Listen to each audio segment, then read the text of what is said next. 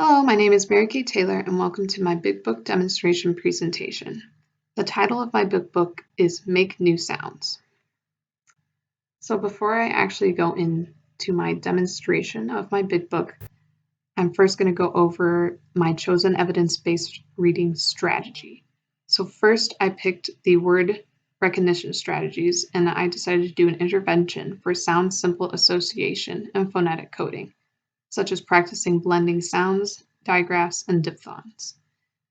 My grade level focus area is in first grade, and the content area that I chose is English language arts with a main focus on foundational reading skills.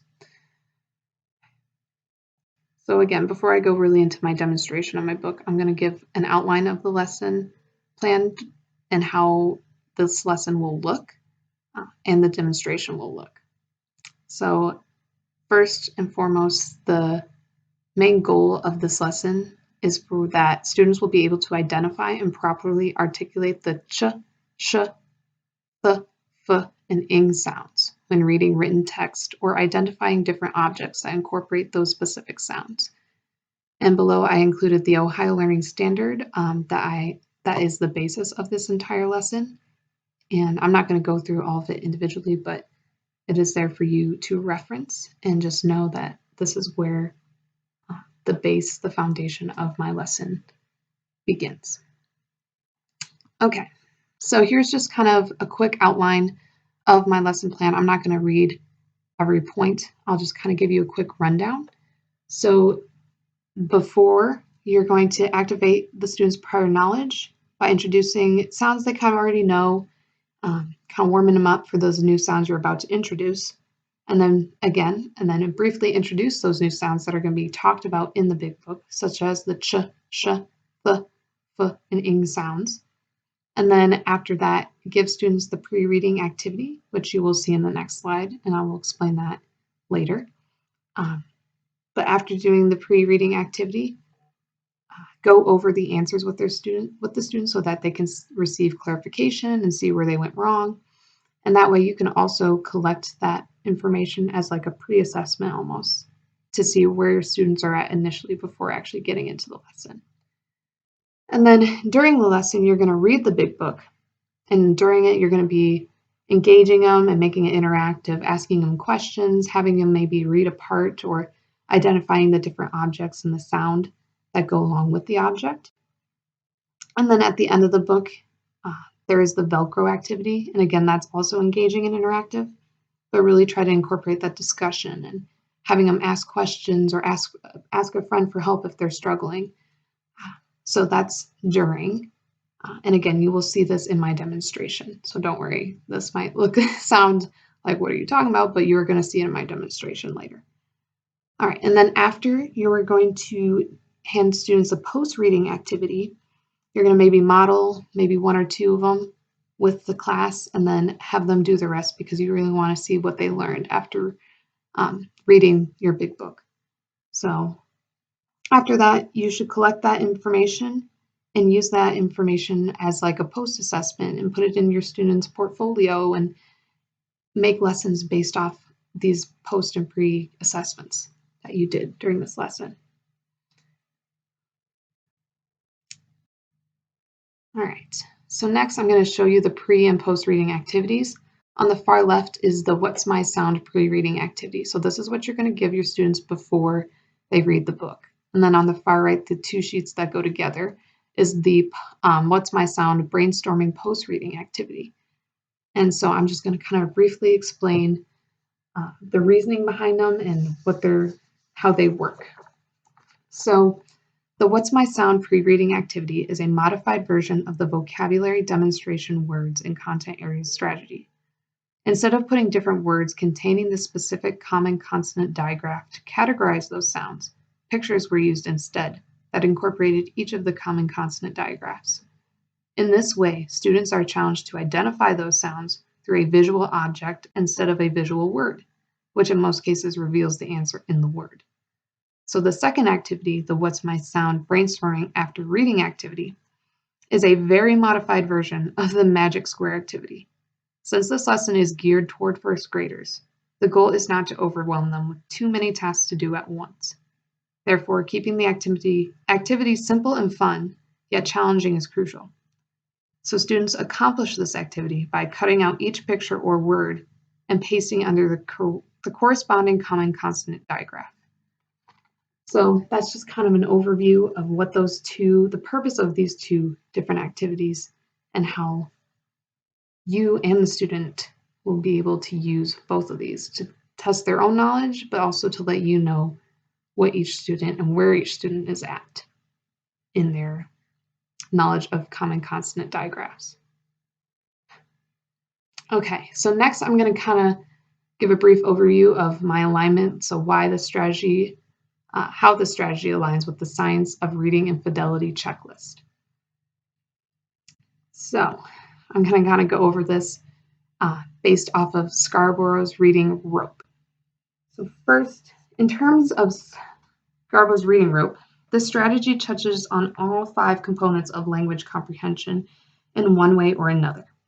First, this strategy touches on students' background knowledge not only through the beginning portion of the lesson, but throughout the lesson when students come across certain visuals they recognize. In this case, by incorporating images that include the corresponding common consonant digraphs. Students will see the visual as more than just an object or action, but also as a word that contains that common consonant digraph, sound. Moreover, this strategy also helps students build vocabulary through naming the different visuals. The majority of the visuals are easily identifiable, but there are some visuals incorporated to challenge students to ask questions and to build their vocabulary repertoire. Next, this strategy incorporates a language structure wherein the big book and directions of the activities are written in a way that models clear and concise sentence structure. Additionally, as previously explained, verbal reasoning is highlighted in this strategy through the process of identifying the names of the different visuals and sounds of the common consonant digraphs. Lastly, the strategy builds students' literacy knowledge through the design of the big book itself, which allows students to further build their understanding on concepts about print, such as reading from left to right. So this strategy also touches on all 3 components of word recognition within Scarborough's reading rope. The phonological awareness component is highly evident because the lesson itself is designed around teaching students about common consonant digraphs. The decoding component is also highly evident, wherein students review different single letter sounds before reading the big book, and then identifying letter names while reading the big book. Finally, sight recognition is emphasized in this strategy through the use of repetition. For instance, in the book and on the worksheet, there are instances wherein certain visuals are repeated to help build students' sight recognition on certain objects or sounds. Another example where sight recognition is emphasized is the written structure of the big book, which is also uses repetition, but in words and phrases, such as take the letter blank, take the letter blank, put them together to make a new sound, blank. So these phrases are used repeatedly to introduce every different common consonant digraph presented within the big book. So that is how the strategy I chose and the intervention I created all aligns with this reading rope. And you will see that in my demonstration. So here is my fidelity checklist. And basically this first page I already went over throughout this presentation, so there's no need to go over that. But in the second page, I did make like the checklist. And in the first box, it's kind of hard to read right now, but I can just read it to you. Number 1 is to prepare students for reading by activating prior knowledge, raising questions, and introducing the new concepts to be covered within the big book, make new sounds. Number 2 is have students complete the pre-reading activity, What's My Sound?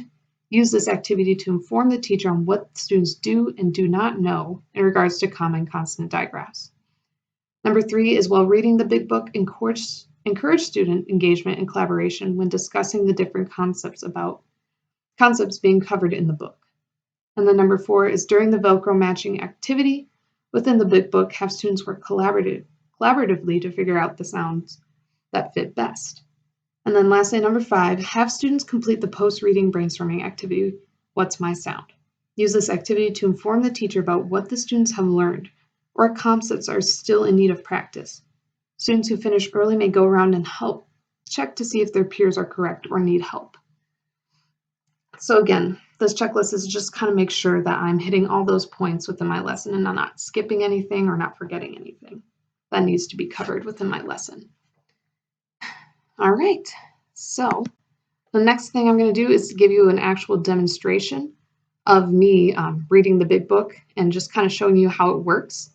And it'll seem kind of repetitive because I talked about it in this entire presentation, but now you'll actually get to see it live action and how you would use it in the classroom or with your 2D or with whomever student you're working with. So just give me a minute to adjust my camera and I will see you in a minute. All right. So welcome back. So this is the big book that I created called Make New Sounds by Miss Taylor. It's about, it's a pretty big book. So I'm just going to kind of go through the different components, and you're going to see all the components I talked about in the previous slides.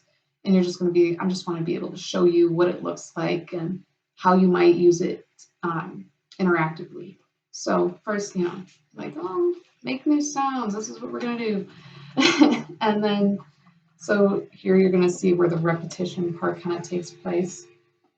Obviously, it's going to look a little different for you. So again, it's like take the letter C, take the letter H, put them together to make a new sound. Ch, like in, and then students are able to see these 3 different pictures that include the ch sound. Chipmunk, chicken, chips. So I think the best way I would do this interactively, I would personally probably read, take the letter, and then I would let them answer, like, what's this letter? And they'll be like, C.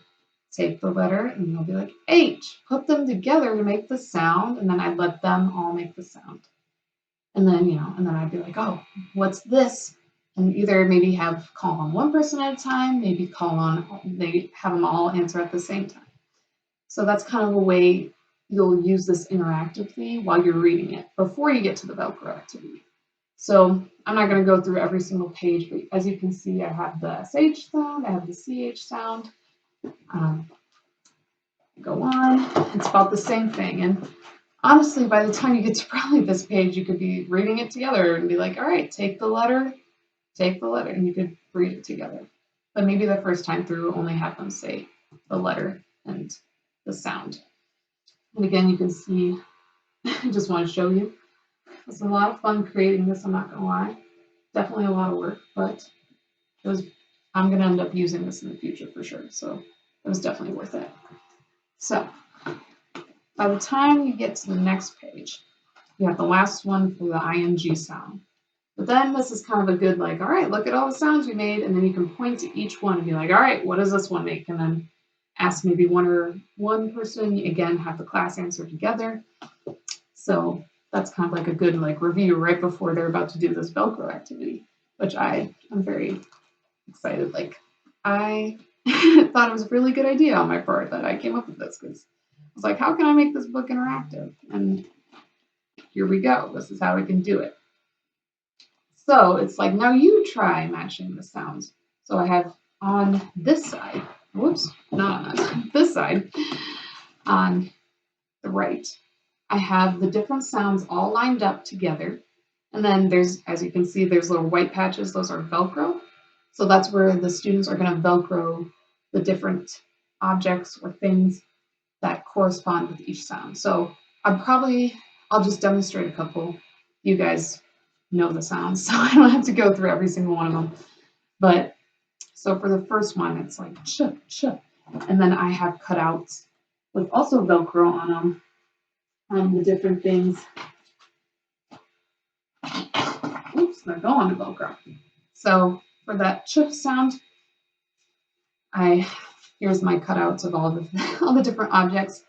You could go through. You could have them all spread out so that way they can see all of them and be like, all right, where's the chips? So the first one would be church or church. And again, you just stick it right on there. You have to push kind of hard because otherwise it won't stay. And there you go, church. And then the next one is the sh, so shark. And again, you could do it as a class if you wanted, or if there's maybe somebody you wanted to assess personally, or check for their understanding, because you're just kind of like, wonder if they really get it. You could ask that child to come up and do it for you. So and then you go on, and then I have different ones that go with those sounds. And then for this one, I'm kind of challenging them a little more. I'm like, all right, it's like the same concept on this side, but on this side, there is no written sounds. It's actually just an object with the sound. So you have to match another object with the same corresponding sound. So this has the slingshot. So you're looking for another thing that has the ing sound. And so for this one, I did wings. So they're going to put the wings right next to the sling. Yeah. Or the next one is cheese. So for that one, I think I had chocolate. So I put a little chocolate bar by it. For 3 of the I had for theater. I had theater. And a lot of these things too, a lot of the objects can be used cross curriculum to introduce something new. I had some, because for the PH, it's kind of a harder sound. So I put in pharmacist.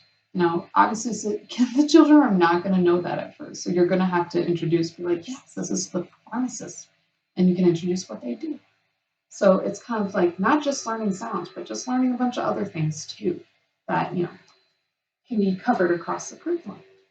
So that is my big book, and that's how you would probably use it in the classroom. I personally use this during tutoring already, and my tuties love it. They think it's so fun. They actually were okay with missing recess to just interact with this big book, which is very reassuring for me. So I hope you enjoyed the big book. Sorry, I'm crouching now. It's kind of hard to take this all by myself. So I hope you enjoyed it, and let's just wrap up this presentation. All right, so that's all I have for you guys. I hope you enjoyed my strategy and the intervention I made, and I hope that it comes to great use. So just let me know your feedback. I can't wait to hear. And thanks for watching. Bye.